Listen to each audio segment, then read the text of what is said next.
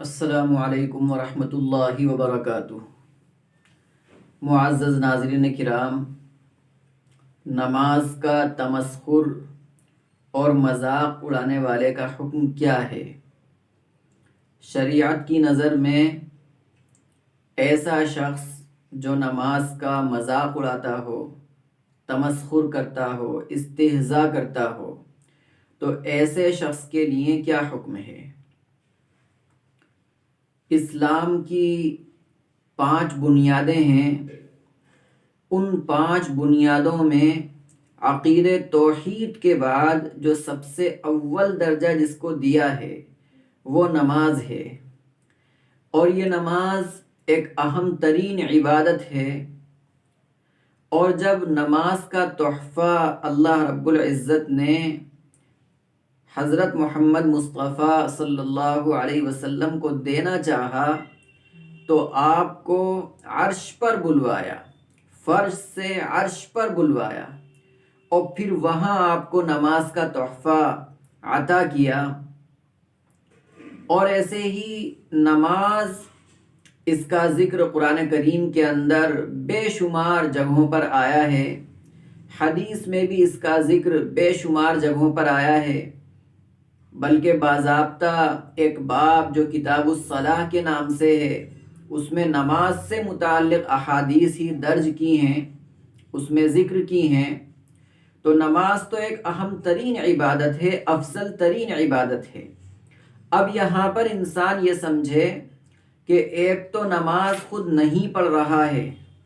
تو نماز نہ پڑھنا یہ گناہ عظیم ہے، جرم عظیم ہے، وہ بہت بڑا گناہ کا کام کر رہا ہے، یعنی اللہ کے حکم کو نہیں مان رہا ہے۔ لیکن ایک وہ شخص جو نماز نہ پڑھے اور ساتھ میں نماز کا مذاق بھی اڑائے، نماز کا استہزاء بھی کرے، نماز کا تمسخر کرے، یا نماز پڑھنے والے کا مذاق اڑائے، اس کا مذاق بنائے نماز کے پڑھنے کی وجہ سے، تو ایسا شخص شریعت کی نظر میں اسلام سے خارج ہو جاتا ہے، وہ دائرہ اسلام سے نکل جاتا ہے۔ اور علماء نے ایسے شخص کے لیے یہ فرمایا کہ اگر جو ہے وہ نکاح والا ہے، اس کا نکاح ہو چکا ہے، تو ایسا شخص جو نماز کا مذاق اڑا رہا ہے، تمسخر کر رہا ہے، اس کا نکاح بھی ٹوٹ جاتا ہے۔ اب ایسے شخص کو تجدید ایمان بھی ضروری ہے اور تجدید نکاح بھی ضروری ہے۔ تو اس لیے محترم بزرگوں اور دوستو، یہ نماز ایک اہم ترین عبادت ہے کہ جس کا تمسخر تو دور کی بات، بلکہ اس سے تو محبت انسان کو کرنا چاہیے۔ اللہ کا ایک حکم اس کو سمجھنا چاہیے، اور اللہ کا حکم سمجھ کر اس کو باضابطہ ادا کرنے کی، وقت پر ادا کرنے کی، جماعت کے ساتھ ادا کرنے کی، تکبیر اولیٰ کے ساتھ ادا کرنے کی کوشش کرنا چاہیے، اور خود کو بھی اس کا پابند ہونا چاہیے، اور اس کے جو متعلقین ہیں اور اسی طرح اس کے جو منتسبین ہیں، اس سے تعلق رکھنے والے ہیں، ان کو بھی نماز کی دعوت دینا چاہیے کہ جب وہ